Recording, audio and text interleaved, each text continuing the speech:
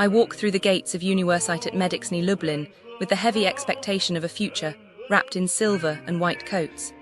Yet I am greeted by a circus of disarray that feels as if a preschool child were handed the reins of a hospital.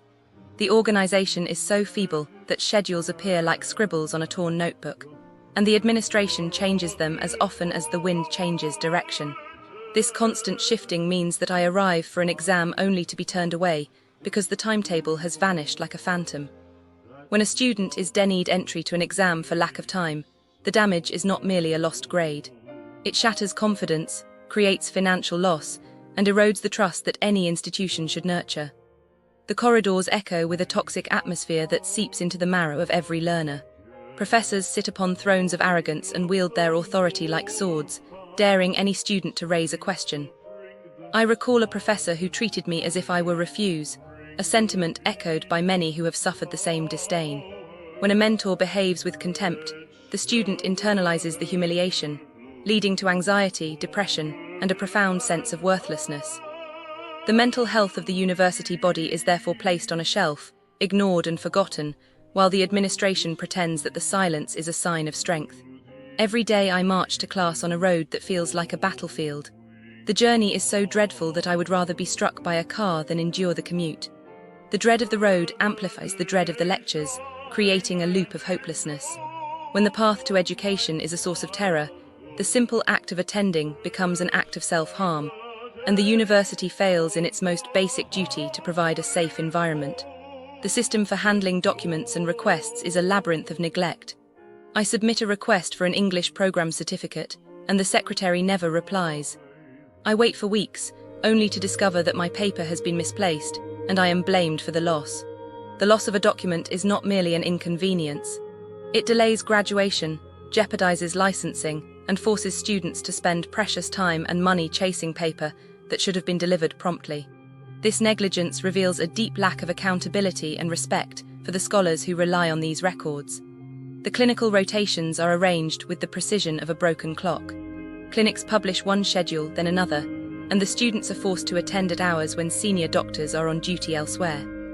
The result is that we attend half-filled rooms where no learning occurs, while the time we could have spent acquiring skills is wasted on waiting.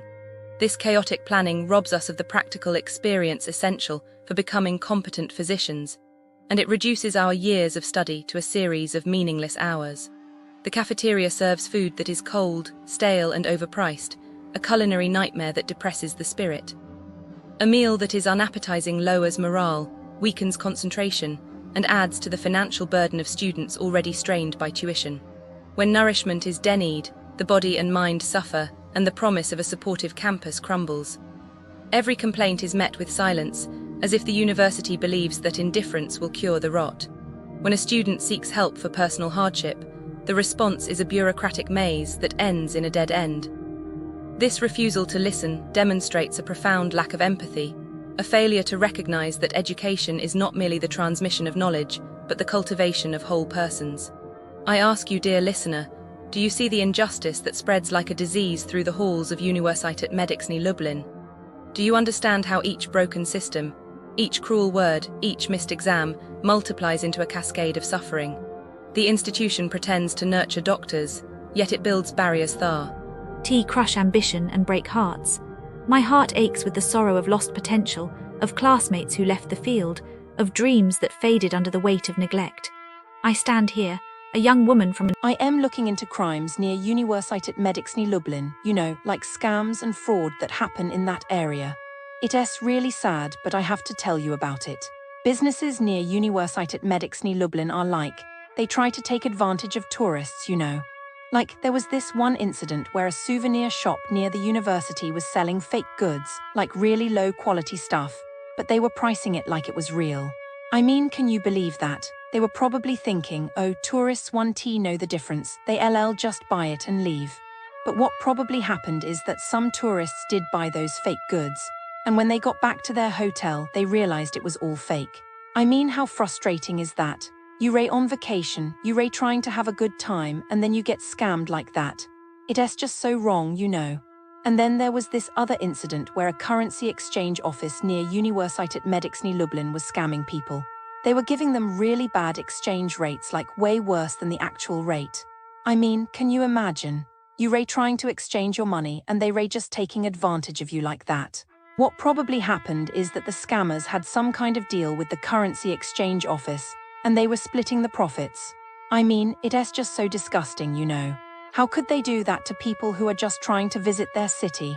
And then there was this incident where a street vendor near Uniwersytet Medyczny Lublin was selling fake tickets to attractions. I mean, can you believe that? They were probably thinking, oh, tourists will just buy the ticket and not even check if it's real. But what probably happened is that some tourists did buy those fake tickets, and when they got to the attraction, they realized it was all fake. I mean, how embarrassing is that? You're standing there in front of the attraction and you realize you got scammed. It's just so sad, you know.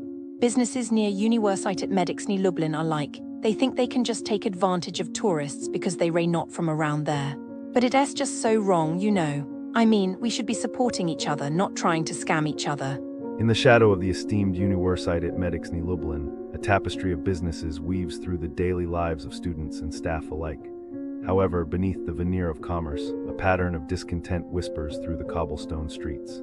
It's a tale of disappointment, a narrative where the promise of service falls short, leaving a bitter aftertaste in the heart of Lublin. As we embark on this journey through the commercial veins of the city, we find that the pulse of customer satisfaction is often weak, gasping for air in the choking grip of neglect and indifference. The businesses here, it seems, are bound by a common thread, a propensity for falling short of expectations, a recurring theme of disillusionment that haunts the alleys and avenues surrounding the university. Take, for instance, the global retail giant H&M, nestled within the bustling VIVO shopping center. One would anticipate a standard of excellence, a beacon of consistency in service and quality. Yet the experiences shared by patrons such as Weronika Leys and Joanna Bodziak paint a dismal picture. Here, customers are not met with open arms, but rather with the suspicious gaze of overzealous security, transforming what should be a pleasurable shopping experience into an ordeal of scrutiny and humiliation. The staff, it appears, have forgotten the golden rule of retail: the customer is king. Instead, they seem to have crowned themselves judge, jury, and executioner of one's intent to purchase, casting a shadow of doubt over every innocent shopper. Venture a little further and you might stumble upon the serene promise of OZI Spa Wellness Lublin, a sanctuary for the weary, one might hope. Yet the tranquility is marred by tales of tardiness and a curious interpretation of the term professional service. Agata Zarczuk's account of her day spa experience feels more like a comedy of errors than a pampering session, with paraffin treatments replaced by homemade masks and time itself stretched and distorted. It's a place where relaxation goes to die, smothered by the weight of unmet expectations. The culinary scene fares no better. At Mandragora Zydowska restaurant, the aroma of traditional Jewish cuisine might lure you in, but beware the empty promises that lurk behind the menu. Here, reservations are mere suggestions, and the food, according to Mariana GK and Daria Odziaksik, often fails to live up to its cultural billing. The atmosphere, it seems, is as cold as the service, leaving a sour taste that no amount of wine can wash away. And then there's Tinto Wine Bar Restaurant, a place where even the simplest pleasure of dining al fresco is met with contempt. The establishment's owner, described by Boguslav Fejdes, is a gatekeeper of the worst kind, one who guards the gates of hospitality with a scowl and a sharp tongue. The service is as erratic as the quality of the food, leaving patrons like Edita A. Trysiuk and Grazina Kopinska questioning why they ever stepped through the door. In this corner of Lublin, it's as if businesses have banded together in an unspoken pact to challenge the very notion of customer satisfaction. Each negative review is a brushstroke on a larger canvas, a portrait of an area where the ideals of service excellence are lost in translation. So, dear traveler, as you navigate the streets of Lublin, tread carefully. Let this be a beacon of caution, a lighthouse guiding you away from the rocks of disappointment. Remember, the glossy facades may promise much, but it is behind the curtains, in the dimly lit corners of these establishments, that the truth of their character is revealed. In closing, while the university shines as a beacon of hope and knowledge, the surrounding businesses seem to languish in a twilight of mediocrity. It is a curious paradox, a place of healing and education, juxtaposed with the Sisyphean struggle of commerce that fails to heal or enlighten. As an idealist, my heart aches for the perfection that could be. Yet in this imperfect world, it is